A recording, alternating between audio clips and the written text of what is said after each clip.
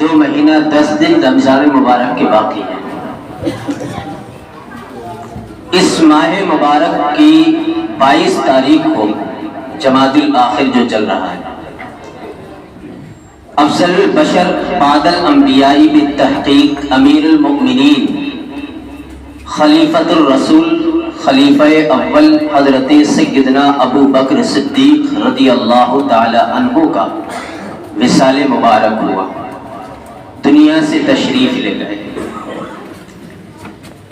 جمادی الاخر کی 22 تاریخ کو ہمیں اپنے اپنے پیروں کی بڑی تاریخیں یاد ہیں، لیکن حقیقت میں جنہوں نے ہم تک اسلام پہنچایا ان کی تاریخیں ہم بھول بیٹھے۔ صحابہ کے نام سے بھی ایصال ثواب اور فاتحہ خوانی اور قرآن کی تلاوت کا اہتمام کیا کریں، اس لیے کہ اسلام کی اصل جڑ جو ہے یہ صحابہ کرام کی جماعت ہے۔ حضرت ابو بکر صدیق رضی اللہ تعالیٰ عنہ کی شان تو یہ ہے کہ اسلام لانے والوں میں سب سے پہلے اگر کوئی انسان ہے تو وہ حضرت ابو بکر صدیق کی ذات ہے۔ سب سے پہلے اگر اسلام لائے مکہ کی سرزمین پر تو وہ حضرت ابو بکر صدیق کی ذات ہے۔ میرے آقا علیہ الصلوۃ والسلام نے ارشاد فرمایا کہ میں ساری کائنات کے احسان کا بدلہ میں نے چکا دیا، لیکن ابو بکر کے احسان کا بدلہ میں نہ چکا سکا۔ ابو بکر کے احسانات اور ان کی جزا اور ان کا بدلہ وہ تو اللہ ہی عطا فرمائے۔ میرے آقا ارشاد فرماتے جتنا مجھے فائدہ ابو بکر کے مال نے پہنچایا اتنا کسی کے مال نے نہیں پہنچایا۔ یہ وہ ابو بکر ہے کہ سفر میں، حضر میں، غار میں، مسجد میں، منبر میں، میدان میں، دنیا کے ہر مواقع پر اگر میرے آقا علیہ الصلوۃ والسلام کے ساتھ کسی نے اپنی جان قربان کرنے کا اگر سب سے پہلا حوصلہ رکھا ہے تو وہ حضرت ابو بکر صدیق کی ذات ہے۔ میرے آقا علیہ الصلوۃ والسلام نے کہ ایک مرتبہ جبریل امین سے ارشاد فرمایا، اے جبریل یہ بتاؤ عمر کے بارے میں تم کیا کہتے ہو، عمر کی کیا شان ہے؟ میرے آقا نے تو ارشاد فرمایا نا کہ اگر میرے بعد کوئی نبی ہوتا تو وہ عمر ہوتا۔ تو آقا نے جبریل امین سے ارشاد فرمایا، اے جبریل یہ بتاؤ عمر کے بارے میں تمہارا کیا خیال ہے؟ تو جبریل امین نے عرض کیا، یا رسول اللہ اگر حضرت نوح کی عمر، حضرت نوح کی عمر کے تعلق سے آیا ہے ایک روایت میں 950 سال اور دوسری روایت میں آیا ہے 1350 سال۔ قرآن عظیم کے 20ویں پارے میں سورہ عنکبوت کے دوسرے رکوع کے آغاز میں اللہ نے حضرت نوح کے تعلق سے ارشاد فرمایا، وَلَقَدْ أَرْسَلْنَا نُوحًا إِلَىٰ قَوْمِهِ فَلَبِثَ فِيهِمْ أَلْفَ سَنَةٍ إِلَّا 50 عَامًا، کہ اللہ تعالیٰ نے حضرت نوح کو ان کی قوم کی طرف بھیجا اور 950 سال تک وہ قوم کی تبلیغ فرماتے رہے۔ تو 950 سال ایک روایت کے مطابق عمر ہے حضرت نوح علیہ السلام کی۔ جبریل عرض کرتے یا رسول اللہ اگر نوح کی عمر کسی کو دے دی جائے یا مجھے دے دی جائے اتنا وقت 950 سال، تو جبریل کہتے ہیں کہ اگر میں 950 سال تک عمر کی خوبیاں بیان کرتا رہوں تو 950 سال میں بھی حضرت عمر کی شان بیان نہیں ہو سکتی۔ 950 سال میں عمر کی شان بیان نہیں ہو سکتی، کتنا بڑا مقام ہے۔ لیکن حضرت عمر رضی اللہ تعالی عنہ کا جملہ سنیے۔ عمر کہتے ہیں کہ کاش عمر انسان نہ ہوتا، اللہ نے ایک بال بنا دیا ہوتا اور ابو بکر کے جسم پر وہ بال سجا دیا ہوتا۔ کہتے ہیں عمر انسان نہ ہوتا کاش، اور عمر ابو بکر کے جسم کا ایک بال بن گیا ہوتا تو حضرت عمر کہتے ہیں کہ یہ میرے مقدر کی معراج ہوتی، جس کی شان جبریل بیان کرے 950 साल तक नहीं बयान हो सकती। वो ज़ात कह रही है कि अबू बकर के जिस्म का एक बाल बना दिया होता। कितना बड़ा मकाम है अबू बकर का। प्यार करो तो ऐसा करो सच्चा प्यार। हम तो अपने मतलब की बात करते हैं ना, अपने मतलब की बात बोलते हैं, अपने मतलब की। कोई ये कहता है कि अल्लाह के रसूल ने इरशाद फरमाया, लौ कुन्तु आमुरु अहदन अन यसजुदा लि अहदिन लअमरतुल मरअता अन तस्जुदा लि ज़ौजिहा। मेरे आका ने इरशाद फरमाया, अगर मैं हुक्म देता किसी को खुदा के अलावा सजदा करेगा तो बीवी को हुक्म देता कि वो अपने शौहर को सजदा करे। तो ये शौहर याद रखता है कि मौलाना ने मुझे ये बात बताई थी, तो बार बार वो अपनी बीवी को जाकर के ये पैगाम देगा कि मेरा मकाम ये।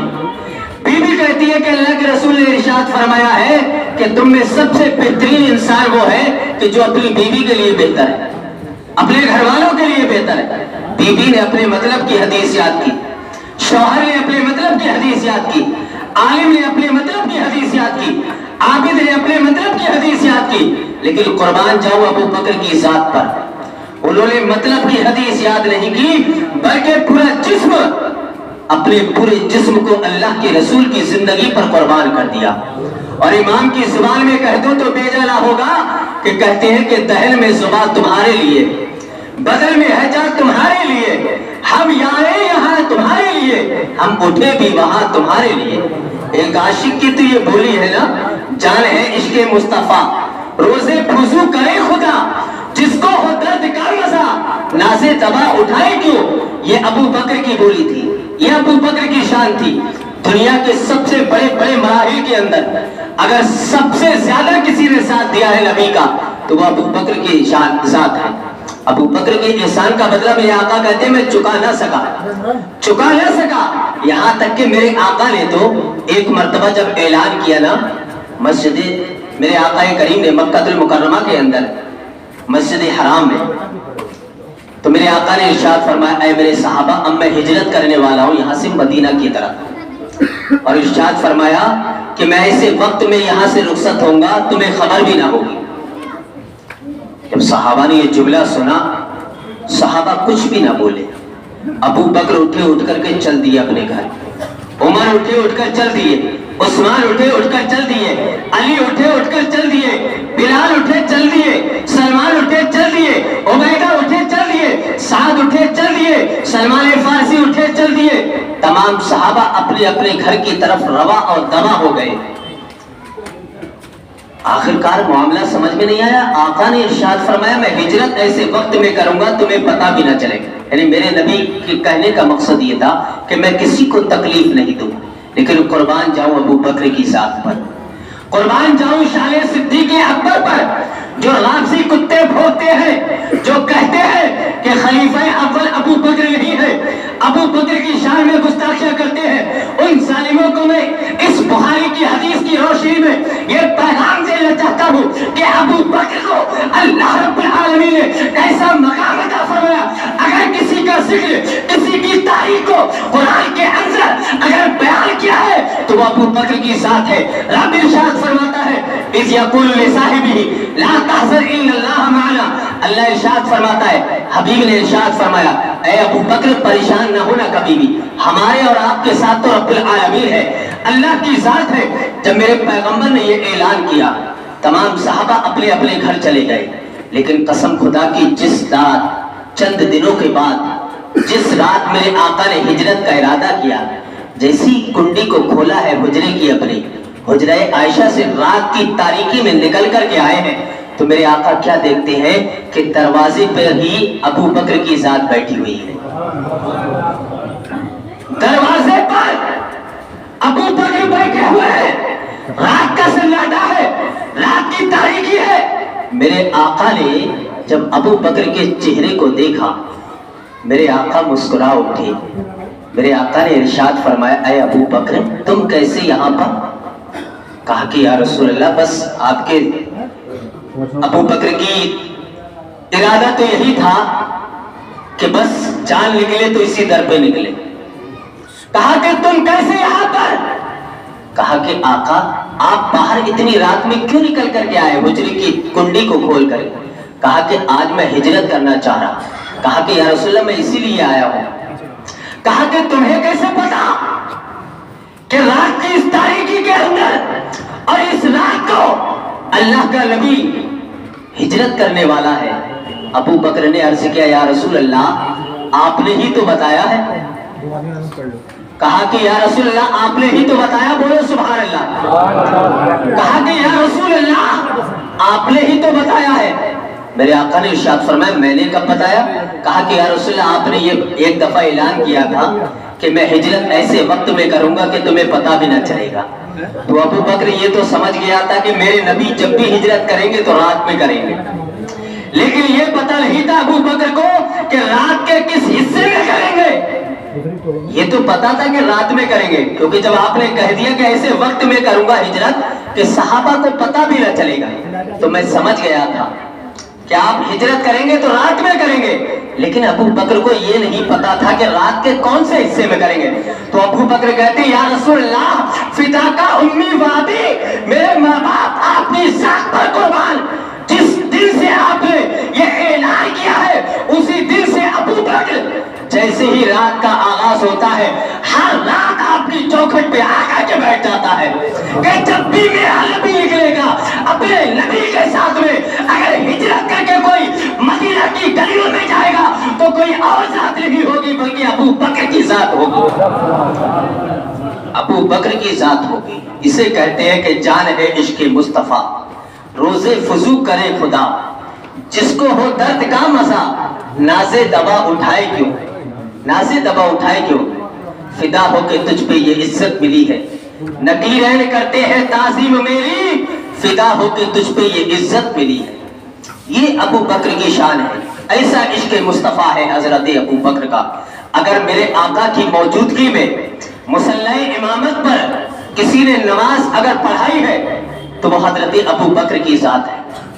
ایک مرتبہ عمر بن عوف کی صلح کرانے کے لیے میرے آقا تشریف لے گئے. کسی قبیلے میں تھوڑے جھگڑا ہو گیا تھا، میرے آقا صلح کرانے کے لیے تشریف لے گئے. آپ لیٹ ہو گئے تھوڑا، تو حضرت ابو بکر کو صحابہ نے مصلی امامت پر فائز فرما دیا کہ آپ نماز پڑھائیے، آپ نماز پڑھائیے. کیونکہ صحابہ جانتے ہیں کہ ایک مرتبہ اور میرے آقا نے ارشاد فرمایا تھا کہ مرو ابا بکر ان یصلی بالناس. حضرت عائشہ سے کہا تھا کہ اے عائشہ ابو بکر سے کہو کہ لوگوں کو وہ نماز پڑھائے. حضرت عائشہ نے عرض کیا یا رسول اللہ میرے باپ دل کے بڑے نرم ہیں، وہ قرآن پڑھتے پڑھتے رونے لگتے ہیں، وہ آپ کے بعد مصلی امامت پر کیسے فائز ہوں گے. میرے آقا نے پھر دوبارہ ارشاد فرمایا مرو ابا بکر ان یصلی بالناس، ابو بکر سے کہو لوگوں کو نماز پڑھائے. حضرت عائشہ نے پھر کہا یا رسول اللہ معاف کیجیے میرے والد گرامی نماز نہیں پڑھا سکتے آپ کی غیر موجودگی میں. پھر دوبارہ میرے آقا نے ارشاد فرمایا کہ ابو بکر کو کہو لوگوں کو نماز پڑھائے. عائشہ نے پھر انکار کیا. میرے آقا جلال میں کہا کہ عائشہ تم وہی یوسف والی عورتیں جو شوہر کو بار بار نچاتے پھرتی ہو. تم سے جب بار بار میں کہہ رہا ہوں کہ ابو بکر سے کہو لوگوں کو نماز پڑھاؤ. ابو بکر نے نماز پڑھائی. میرے آقا کی جب عدم موجودگی ہوئی تب ابو بکر نے نماز پڑھائی. اب جب میرے آقا قبیلے کی صلح کرانے کے لیے تشریف لے گئے اور جب لیٹ ہو گئے تو ابو بکر مصلی امامت پر فائز ہو گئے. جب مصلی امامت پر فائز ہوئے نماز پڑھانے شروع کر دیا حضرت ابو بکر. 2 رکعت ہو چکی تھی، 2 رکعت باقی تھی، عصر کی نماز تھی. ابو بکر نماز پڑھا رہے ہیں تو میرے آقا پیچھے سے آ رہے تھے، جماعت چل رہی تھی، آقا پیچھے سے تشریف لا رہے تھے. صحابہ کرام کا جمع غفیر تھا، مسجد بھری ہوئی تھی کھچا کھچ. میرے آقا جیسی تشریف لائے صحابہ کی ذات تو وہ ہے نا کہ میرے آقا کے قدموں کی آہٹ سے ہی پہچان جاتے تھے کہ کون آ رہا ہے. قدموں کی آہٹ سے جو پہچان لے اسی نفوس قدسیہ کو صحابہ کی جماعت کہا جاتا. جب صحابہ نے دیکھا کہ آقا تشریف لا رہے ہیں تو میرے آقا بیچ راستے سے آ رہے تھے. صحابہ کی نظریں پڑتی گئی، بیچ میں جگہ خالی کرتے گئے. جماعت چل رہی ہے. صحابہ کو جیسے محسوس ہوا کہ نبی تشریف لا رہے ہیں تو صحابہ نے بیچ میں جگہ خالی کرنا شروع کر دیا. وہ بڑے मजम्मत और लानत के काबिल है कि जिन्होंने रात के अंधेरे में बैठ करके ये तारीखी में लिख दिया कि नबी के ख्याल से नमाज टूट जाती है, नबी के ख्याल से कागजों पे लिख दिया, वो कागज जल जाए, वो कागज फट जाए कि जिनमें ये लिखा गया कि नबी के ख्याल से नमाज टूट जाती है। अरे हम तो कहते हैं कि वो नमाज ही नहीं होती कि जिस नमाज में नबी का ख्याल नहीं आता। नबी के ख्याल के बगैर नमाज होती ही नहीं है, इसलिए कि नमाज के अंदर अल्लाह ने नबी का जिक्र फरमाया, और वो जिक्र भी ऐसा है कि अगर वो ना किया जाए तो नमाज ही नहीं होगी। वाजिब है अत्तहियात के अंदर अस्सलामु अलैका अय्युहन नबी क्यों पढ़ना, ये वाजिब है। अगर ये नहीं पढ़ा गया तो नमाज ही नहीं होती। अब देखो सहाबा मेरे आका तशरीफ ला रहे हैं, सहाबा नमाज की हालत में हटते जा रहे हैं, हटते जा रहे हैं, मेरे नबी को जगह देते जा रहे हैं। अब मेरे आका धीरे धीरे तशरीफ ले आए आगे तक। मुकब्बिर जो मुअज्जिन होता है, तकबीर पढ़ता है, उसके बाजू में आकर के मेरे आका खड़े हो गए। तो जैसे खड़े हुए तो सहाबाए किराम ने अपने हाथ की पुश्त को दूसरे हाथ की पुश्त पर मारना शुरू कर दिया नमाज में। लेकिन अबू बकर की नमाज का आलम यह था कि ला यल्तफितु यमीनन वला यसारन। आप जब नमाज पढ़ते थे तो न दाईं जानिब देखते थे न बाईं जानिब। आज तो कुछ नमाजी ऐसे भी है ना कि नमाज पढ़ते पढ़ते न जाने क्या क्या देख लेते हैं, कहां कहां नजरें जाती हैं। मस्जिद की जीनत को नमाज की आलम में देख लेते हैं, नमाज की हालत में, और जब दुआ होती है तो अल्लाहु अकबर।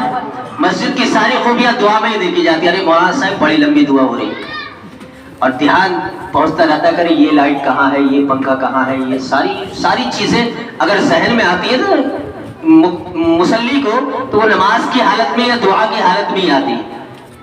अगर दुआ करो तो खुशू और खुशू के साथ करो, और जो खुशू और खुशू के साथ दुआ होती है वो दुआ कबूल होती है। अल्लाह इरशाद फरमाता है कुल मा यअबउ बिकुम रब्बी लौला दुआउकुम। अगर दिल की गहराइयों से तुम मुझसे दुआ नहीं करोगे तो मुझे तुम्हारी दुआ की जरूरत ही नहीं, मैं भी तुमसे बेपरवाह हो जाऊंगा। अब सहाबा की जमात है, जब मेरे आका खड़े हो गए, सहाबा ने पुश्त पर दूसरे हाथ की पुश्त पर मारना शुरू किया, तो हजरत अबू बकर समझ गए कोई ऐसा खिलाफे वाकया पेश आ गया कि जिसकी नमाज में जरूरत है। तो हजरत अबू बकर ने अपने आंख के इस गोशे से पीछे मुड़े और देखा तो कायनात का मरकज़ी अकीदत जलवागर है। पीछे मुड़कर देखा, 2 रकात हो चुकी है। बुखारी की हदीस आई है, ये छुपी नहीं है, छपी है किताब के अंदर। अगर कोई कहे कहाँ है तो किताब खोल के देखो, बुखारी के अंदर छपी है। अबू बकर ने देखा कि मेरे नबी तशरीफ ले आए। अबू बकर ने नमाज में हाथों को उठा दिया, या रसूलल्लाह, अबू कहाफा के बेटे की कहां मजाल कि कायनात का निजामुद्दीन, इमामुल अंबिया, नाइबे परवरदिगार जलवा अफरोज हो, और अबू बकर मुसल्ला इमामत पर फाइज हो। अबू बकर ने जैसी आपने हाथों को उठाया, मेरे आका ने इशारे से इरशाद फरमाया अबू बकर नमाज पढ़ाओ। इशारे से इरशाद फरमाया नमाज पढ़ाओ। अबू बकर अपने इशारे में कह रहे थे नहीं या रसूल अल्लाह, ऐसा तो हो ही नहीं सकता कि अबू बकर शम्सुद्दुहा की मौजूदगी में नमाज पढ़ाए, ऐसा हो नहीं सकता।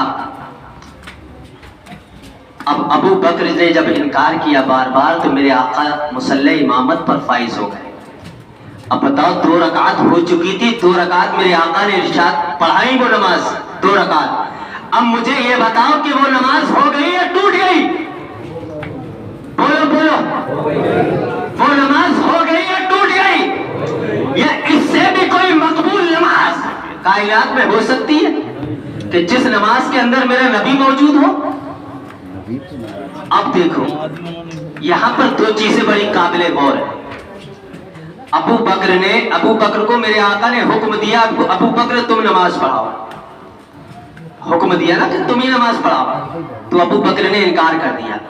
अच्छा, नबी के हुक्म की तामील भी तो जरूरी है ना, नबी के हुक्म की तामील भी तो जरूरी। अगर समझते हो तो बोलो बोलो, नबी का हुक्म मानना जरूरी है या नहीं? जरूरी है ना। लेकिन अबू बकर ने नहीं माना। نبی کو آگے بڑھایا. اب کیا کہو گے ابو بکر کے ساتھ کو؟ تو یہاں پر دو چیزیں ہیں، ایک تو حکم ہے اور دوسری طرف عشق ہے. اور جہاں حکم اور عشق کا معاملہ آ جاتا ہے وہاں پر حکم کو ترک کیا جاتا ہے، عشق کو آگے بڑھایا جاتا ہے. گویا کہ ابو بکر کہہ رہے تھے اے عشق تیرے صدقے چلنے سے چھٹے سستے، جو آگ بجھا دے گی وہ آگ لگائی ہے، جو آگ بجھا دے گی وہ آگ لگائی ہے. میرے نبی نے نماز پڑھائی اور نماز بھی مکمل ہو گئی. کہتے ہیں لوگ کہتے ہیں کہ بیل کھچر گدھے اونٹ کے خیال سے نماز نہیں ٹوٹتی، نبی کے خیال سے نماز ٹوٹ جاتی. ماذ اللہ رب العالمین. ارے مجھے یہ بتاؤ، اللہ نے تو نماز فرض کی ہے نا؟ فرض کیے نہیں کیے نا؟ اب مجھے یہ بتاؤ کہ یہ نماز کا طریقہ کس نے بتایا؟ کتنی رکعت پڑھنا ہے؟ سنت، فرض، نفل، وتر، رکوع، سجدہ، قیام، قاعدہ، یہ کس نے بتایا؟ کیا پڑھنا ہے یہ کس نے بتایا؟ ارے اللہ کا جو حکم ہے اس حکم کے اندر اللہ تعالیٰ نے اپنے حبیب کے طریقے کو ضرور شامل فرمایا، شامل فرمایا. یہ ابو بکر کی شان ہے. اللہ رب العزت نے ہمیں نبی بھی دیا تو اعلیٰ دیا، اور اللہ رب العزت نے ہمیں اپنے حبیب کے خلفاء دیے، صحابہ دیے، وہ بھی بے مثال دیے، وہ بھی نظیر المثال دیے، ان کی بھی کوئی مثال نہیں. تو یہ ابو بکر کی شان ہے. اللہ کے رسول صلی اللہ علیہ وسلم نے بے تحاشا اور بے پناہ حضرت ابو بکر کو مقام عطا فرمایا. ایک مرتبہ میرے آقا علیہ الصلوۃ والسلام غار ثور میں جب تشریف لے گئے نا، غار ثور میں 3 دن رہے، 3 دن غار ثور کے اندر جب کفار و مشرکین حملہ کر رہے تھے. ایک ابو بکر کی ذات تھی اور میرے آقا کی ذات تھی غار ثور کے اندر. ابو بکر کا مقام دے، حضرت ابو بکر کا. ہم تو وہ ہیں کہ ابو بکر کی بھی شان بیان کرتے ہیں، عمر کی بھی، عثمان کی بھی، علی کی بھی، اور جملہ صحابہ کرام کی بھی. ہم کسی صحابی کا کسی سے کمپیئر نہیں کرتے، جس کا جہاں مقام ہے اس کو وہیں پہ رکھتے ہیں. غار ثور میں تشریف لے گئے. اس کی ایک میں بات بتاؤں، حضرت عمر نے ایک مرتبہ حضرت ابو بکر سے کہا تھا کہ اے ابو بکر میری زندگی کی پوری نیکیاں تم لے لو، غار ثور والی نیکی مجھے دے دو بس. غار ثور والی نیکی عمر کے دے دو، باقی پوری زندگی کی نیکیاں تم لے لو. حضرت ابو بکر نے ارشاد فرمایا تھا اے عمر وہی تو میری زندگی کا سرمایہ ہے، وہی تو ایک تجارت کی ہے میری زندگی میں، اور تو کوئی تجارت ہے ہی نہیں، وہ کیسے میں لے کے تمہیں دے سکتا ہوں. 3 دن رہے تھے حضرت ابو بکر، 3 دن تک رہے. سوراخ تھے اس غار کے اندر. کبھی بھی اللہ توفیق دینا جانے کی مکہ المکرمہ اور مدینہ المنورہ جا کر کے ان کی زیارت کرنا. سوراخ تھے. حضرت ابو بکر نے اپنے امامہ اتارا اور امامہ پھاڑ پھاڑ کر کے سوراخوں کو بند کیا اور میرے نبی کو وہیں چھوڑ دیا دہانے پر. کہا کہ ابھی آپ یہیں تشریف رکھیے، میں پہلے دیکھ لوں جا کر کے کوئی موزی چیز تو نہیں تکلیف دینے والی جو آپ کو تکلیف دے دے. ابو بکر کی جان قربان ہو جائے یہ تو گوارا ہے، لیکن نبی کو تکلیف ہو یہ گوارا نہیں ہو سکتا. گئے اور جا کر کے سوراخوں کو بند کیا. 1-2 جو سوراخ تھے ان پر اپنی ایڑیاں رکھ دی اور کہا کہ حضور تشریف لے آئیے. نبی تشریف لائے. حضرت ابو بکر کی ران پہ سر رکھ کر کے لیٹ گئے، آرام فرما. میرے آقا نے آنکھوں کو بند کر لیا. حضرت ابو بکر کی جو ایڑیاں رکھی ہوئی تھی، ہزاروں سال سے ایک سانپ اس میں رہتا تھا. حضرت ابو بکر کی ایڑی کو ڈس رہا تھا، ڈس رہا تھا. بے تحاشا تکلیف ہو رہی تھی، لیکن ابو بکر نے حرکت نہیں کی. وَلَمْ يَتَحَرَّكْ مَخَافَةً أَن يَتَنَبَّهَ رسول اللہ صلی اللہ علیہ وسلم فَلُدِغَ ابو بکر فی رِجْلِهِ مِنَ الْحُجْرِ. اس سوراخ سے سانپ نے ڈسنا شروع کیا. آپ نے حرکت نہیں کی پیر کو، اس لیے کہ نبی بیدار نہ ہو جائے، بیدار نہ ہو جائے، اس ڈر سے حرکت نہیں کی. جب آپ کو برداشت نہ ہوئی آنسو گرے میرے نبی کے رخسار پر. فَسَقَطَتْ دُمُوعُهُ بخاری کی حدیث علی وجہ رسول اللہ صلی اللہ علیہ وسلم. جب آنسو گرے میرے نبی کے رخسار انور پر، میرے نبی بیدار ہوئے. کہا کہ ابو بکر مالک، ابو بکر کیا ہوا؟ کہا کہ یا رسول اللہ فدا کا امی و ابی، میرے ماں باپ آپ پر قربان، سانپ نے مجھے ڈس لیا ہے. میرے آقا نے ارشاد فرمایا پھر مجھے بتایا کیوں نہیں تمہیں؟ کہا کہ یا رسول اللہ یہ ابو بکر کو گوارا نہ ہوا کہ میرا نبی آرام فرما رہا ہو اور ابو بکر آپ کو بیدار کر. قربان جاؤ ابو بکر کی، حالانکہ یہ بڑی تفصیل سے تھی یہ بات، لیکن میں یہیں پر اپنی گفتگو ختم کرتا ہوں۔ اللہ رب العزت ہمیں ان صحابہ کی محبت کا پکا عاشق بنائے اور ان سے سچی عقیدت رکھنے کی توفیق عطا فرمائے۔ جس طریقے سے اپنے پیروں کی ولیوں کی فاتحہ خوانی کرتے ہو، اسی طریقے سے ان صحابہ کرام کے نام سے بھی ایصال ثواب کیا کرو، اس لیے کہ ان کے نام سے ایصال ثواب کرنا یہ ہمارے مقدر کی میراث ہے۔ اللہ کی بارگاہ میں دعا ہے اور ہم سب کو نیک عمل کی توفیق عطا فرمائے۔ وآخر دعوانا ان الحمدللہ رب العالمین۔